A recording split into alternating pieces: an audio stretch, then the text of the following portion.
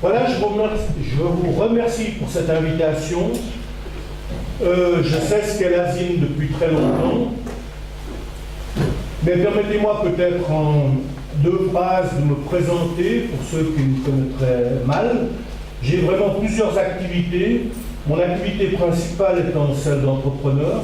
Je suis toujours actif dans 3 entreprises, une scierie, une entreprise sécurité routière, une entreprise de paysagisme, mais j'ai la chance d'avoir 3 fils qui souhaitent poursuivre l'activité, ce qui fait que je peux consacrer une partie de mon temps à la politique. Je suis conseiller national depuis 2003 et président de l'USAM depuis 4 ou 5 ans, 4 ans sauf erreur. Et c'est vrai que ma spécialité en politique, c'est plutôt les affaires économiques, fiscales et financières que la politique, disons, institutionnelle. Et c'est pour ça que je suis très heureux. On m'avait annoncé Oscar Preisinger, avec qui j'ai été élu d'ailleurs en 2003. Et je suis très heureux d'avoir mon collègue Nideguer, qui est vraiment un spécialiste de ces questions juridiques, institutionnelles et européennes. Je suis d'autant plus content de parler avant lui que j'ai eu l'occasion d'entendre encore ce matin au Conseil national et que c'est un orateur hors pair et que si je devais prendre la parole après lui, j'aurais quelques soucis. Pour revenir à l'asile, j'ai pas retrouvé les données, mais mon père devait faire partie des premiers membres de l'asile. Il était conseiller national avec Otto Fischer, il était conseiller national avec Christophe Locher, il était PLR. Enfin, ça s'appelait comment déjà PRD, voilà, oui. J'ai oublié parce que j'ai quitté le PRD en 2002, donc j'ai changé de carte. Oui, en 2002, j'avais 2 cartes. J'étais PRD et UDC, mais pas tout le monde le savait.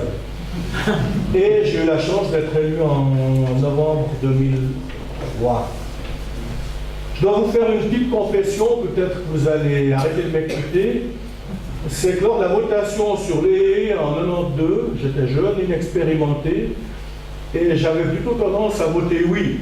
Et j'avais d'ailleurs participé à un débat à l'époque à Bulle, dans lequel il y avait Martin Schwalin, le fils de l'ancien conseiller fédéral Georges-André Schwalin, qui est devenu divisionnaire, brigadier divisionnaire, et qui lui se battait contre les...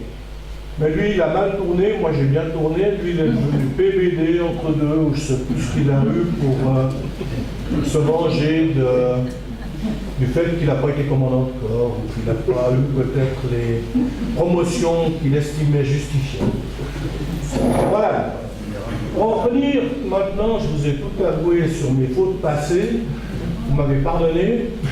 Pour en venir à la situation actuelle, c'est vrai que la situation politique dans les 12 derniers mois a quand même beaucoup évolué. Quand vos présidents nous disent qu'il faudra peut-être longtemps pour que l'Union européenne se déglingue, et je crois que c'est peut-être pas aussi vrai. Et si vous me permettez de faire une comparaison, qui aurait pensé dans les années 80, même pas Yves Heidegger, qui était à l'époque fervent des pays de l'Est, que l'Union soviétique allait disparaître?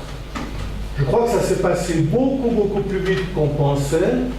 Et aujourd'hui, avec l'élection de M. Trump aux États-Unis et le Brexit, on a quand même 2 événements qui étaient imprévus pour tous les médias de gauche, ou en tout cas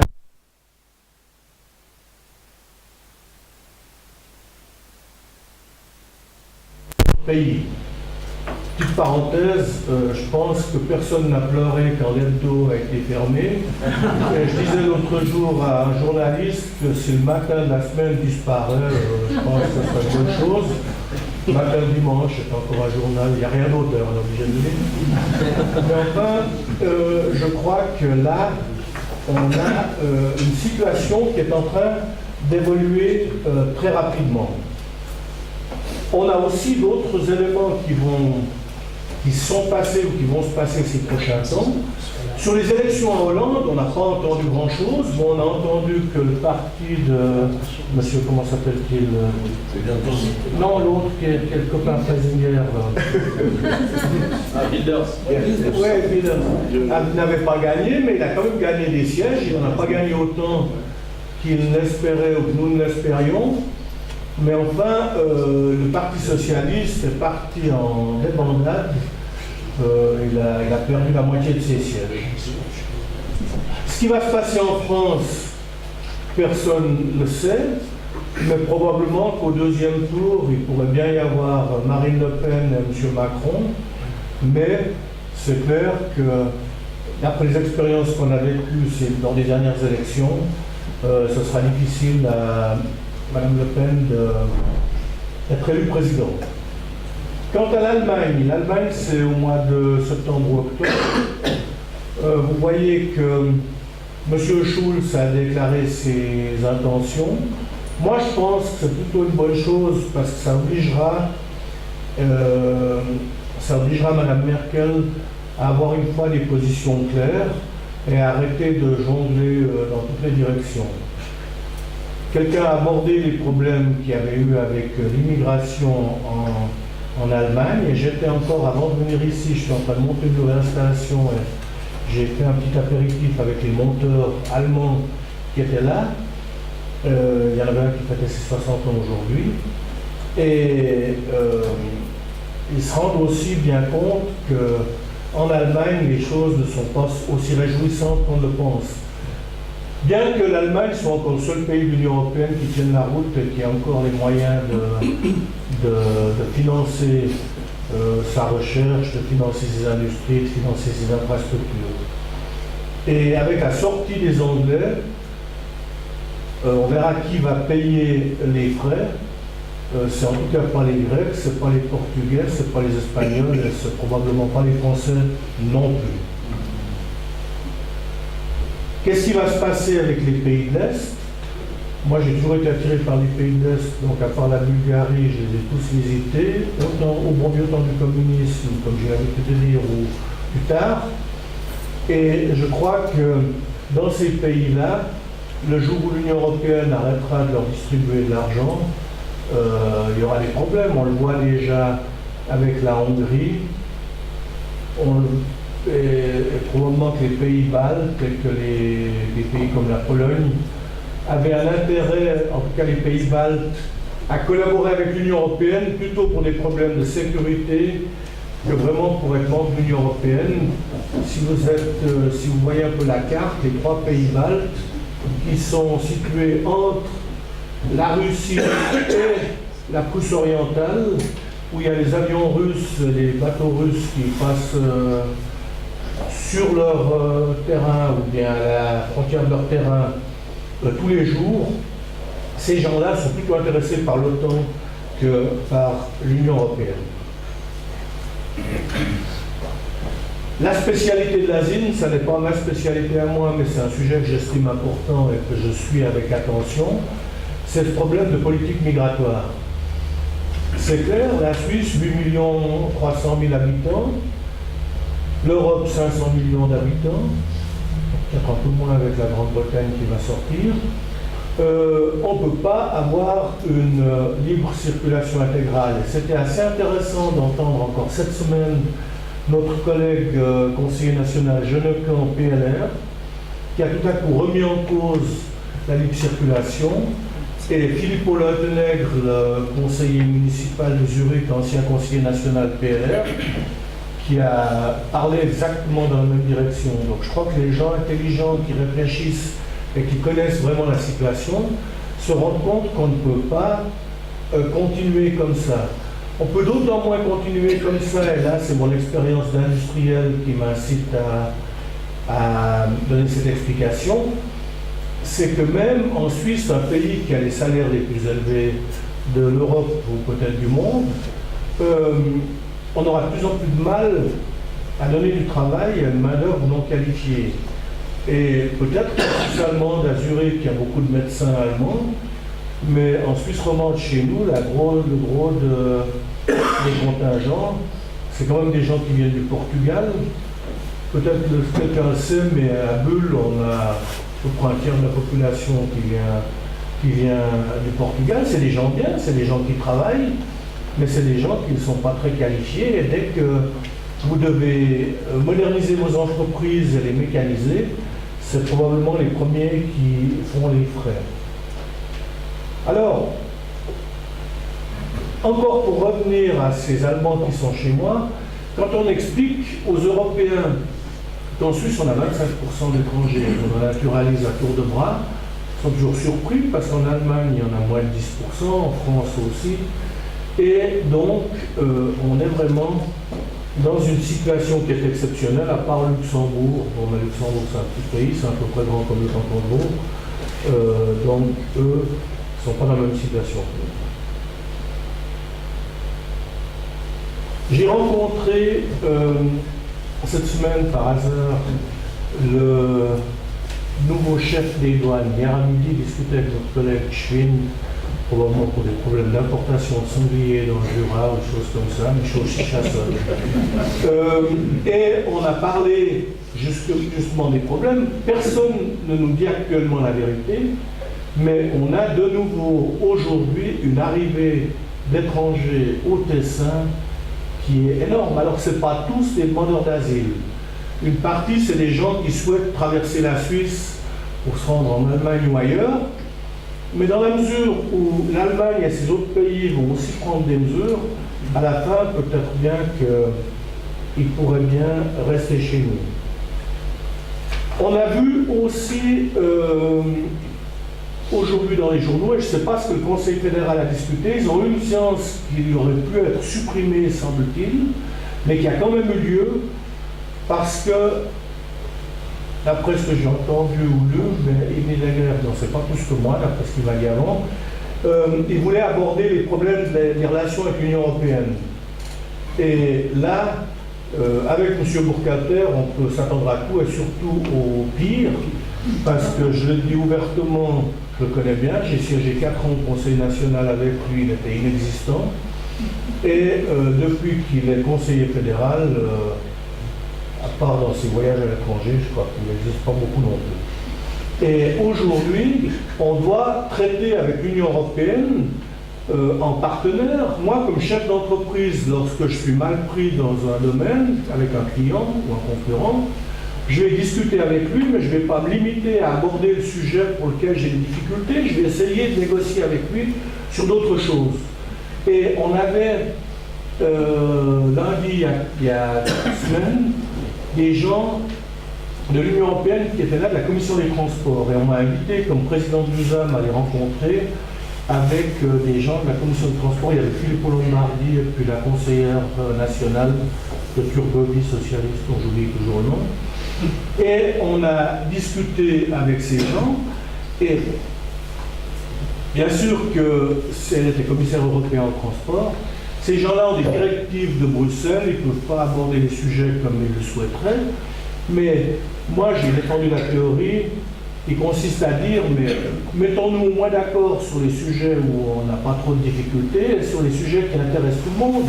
Alors les transports, c'est vraiment un sujet qui intéresse les Européens, puisqu'on leur construit pour une vingtaine de milliards un tunnel luxueux à travers les Alpes. C'est tellement luxueux qu'eux qui n'ont pas fait les frais d'infrastructure en Allemagne et en Italie ne pourront pas utiliser ce tunnel à pleine capacité. Mais enfin, c'est compliqué. Et je ne sais pas si je vous l'ai dit, je fais partie du groupe AELE. Le groupe AELE, il rencontre aussi les gens de l'Union européenne. J'ai eu l'occasion d'aller à Strasbourg au mois de novembre ou décembre. Et on a abordé différents sujets. Et on m'avait chargé de parler du sujet des armes. Et c'était assez intéressant parce que le président du groupe européen avec qui on était en contact était chasseur, comme moi, en Pologne, je crois. Et lui, il trouvait qu'il n'y avait pas de problème avec les armes pour les chasseurs, avec la législation européenne. Bon, moi, je ne suis pas de son avis. Pas seulement pour les chasseurs, aussi pour les tireurs.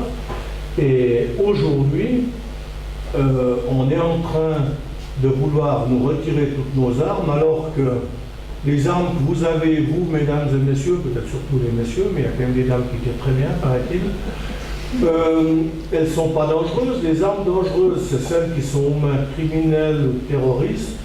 Et ces gens-là, croyez-moi, ils seront toujours ravitaillés, approvisionnés en armes. Donc, en voulant désarmer les honnêtes citoyens suisses, on n'aura pas fait avancer la sécurité du pays. J'imagine qu'il a aussi signé d'ailleurs la motion de notre collègue Salzman, président des tireurs, pour justement garder les armes. Alors maintenant, la dernière solution qu'on a pu voir dans les journaux, c'est qu'on allait changer le magasin des fusils d'assaut. Au lieu d'avoir 20 cartouches, c'est juste mourir, on a 20 cartouches, on n'en aurait plus que 10. Bon. Enfin, 10 qui tirent bien, c'est le... Voilà, alors, j'ai déjà été un peu long, j'ai abordé certains sujets européens, ceux que je connais au moins.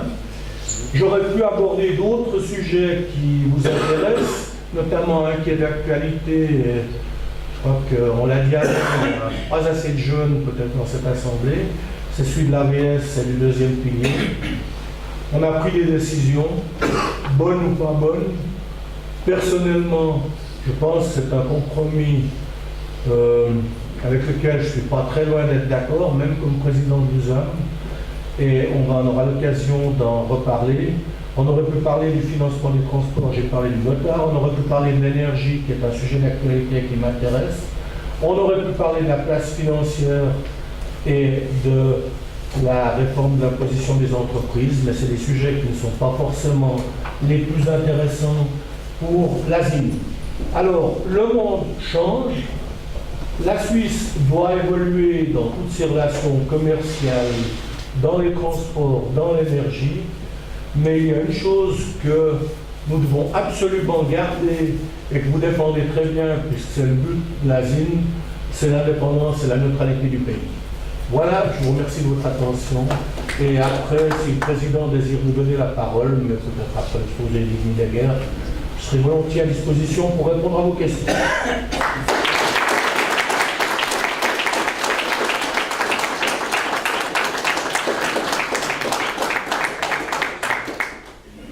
S'il y a des questions, levez la main. Alors moi j'en ai une petite pour commencer. C'est est-ce que l'AELE n'est pas l'avenir de l'Europe finalement, d'une certaine manière? Puisqu'on se souvient qu'il y avait quoi, 17 pays qui étaient membres de l'AELE avant l'AELE. Il y avait la Grande-Bretagne, en tout cas le Portugal, je crois qu'il y avait même la Turquie en observateur. Alors, on verra maintenant si la Grande-Bretagne veut se rapprocher avec nous. Je ne sais pas si tu en fais partie. Moi, je fais partie d'un petit groupe qui essaye d'avoir des contacts avec le Parlement britannique, avec notre copain Portman, PLR zurichois. Je devais aller à Londres avec lui, mais je m'étais opéré de la première hanche, donc ça n'allait pas. Et on va regarder. En tout cas, on doit tout mettre en œuvre pour essayer de collaborer avec les Anglais. Et on ne doit probablement pas faire confiance à M. Bourcater dans ce domaine-là, donc il faut que le Parlement prenne aussi en main peut-être la destinée de certains dossiers.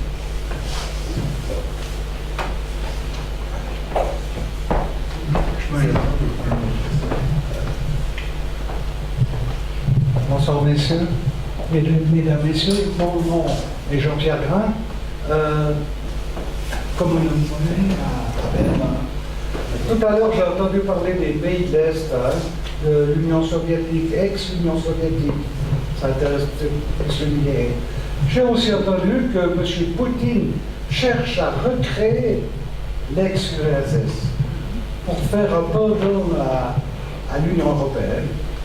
Et à un moment donné, j'ai entendu parler aussi que la Suisse avait des approches avec l'URSS, avec M. Poutine.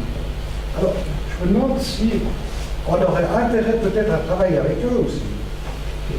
Moi, je peux répondre à une petite partie de la question. Après, je laisserai Igny Daguerre. Alors, moi, j'aime bien la Russie, en plus de l'URSS. J'ai été en URSS à l'époque, y compris en Sibérie, mais pour des questions plutôt économiques, puisque je suis dans l'industrie du bois, puisque c'est le plus grand pays forestier au monde.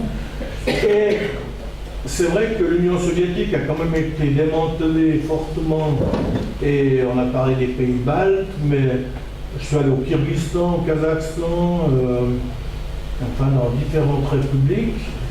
Et aujourd'hui, comment va évoluer la Russie? Moi, j'en sais rien, mais enfin, c'est quand même eux qui sont en train d'essayer de mettre de l'ordre en Syrie. Si avec les Européens et les Américains, pour le moment, que ce serait encore bien pire que c'est déjà pas très, disons, triste. Mais je ne sais pas, alors sur le reste de la Russie, je ne suis pas spécialiste.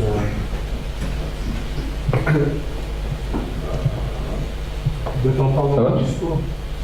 Ouais, je suis pas un spécialiste de la Russie en tant que tel, mais peut-être quand je vais faire un panorama du monde, on parle de cette question-là, puis de la LA aussi d'ailleurs. Personnellement, je pense que c'est porteur d'espoir, pas que pour des raisons économiques.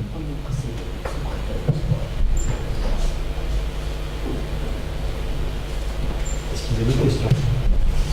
Vous voulez pas laisser faire, excusez-moi, mais j'ai l'habitude d'être autoritaire, laisser faire l'histoire de la guerre, et puis après on peut répondre aux questions en fonction de nos habilités, de nos connaissances. T'es d'accord ou bien? Non, mais juste 2 minutes le temps que je descende. Ça va. Ah, mais vous préférez que le Non, non.